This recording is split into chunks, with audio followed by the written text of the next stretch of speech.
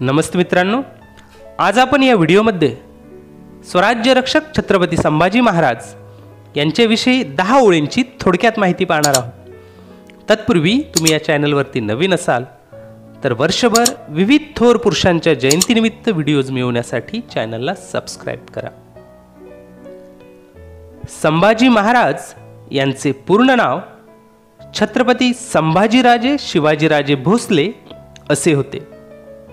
ते छत्रपती शिवाजी महाराज आणि सईबाई यांचे ज्येष्ठ सुपुत्र होते। 14 मे 1657 रोजी किल्ले पुरंदरावर त्यांचा जन्म झाला। त्यांच्या लहानपणीच आईचे छत्र हरवल्यामुळे त्यांची आजी राजमाता जिजाऊ यांनी त्यांचा सांभाळ केला। अवघ्या 9 वर्षांचे असताना शेकडो मैलांचा प्रवास करत ते शिवरायांसोबत आग्रा येथे गेले।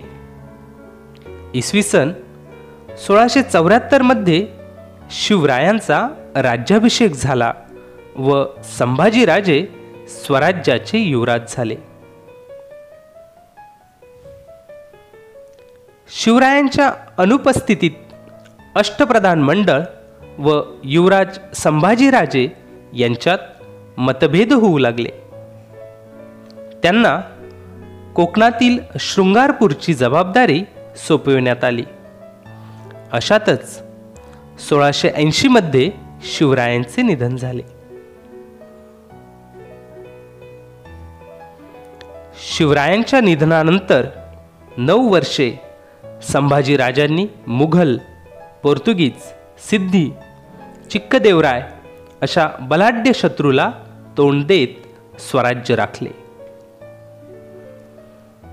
1689 मध्ये संगमेश्वर येथे शत्रूने संभाजीराजे यांना जिवंत पकडले। औरंगजेबाने अतिशय क्रूरपणे त्यांची हत्या केली।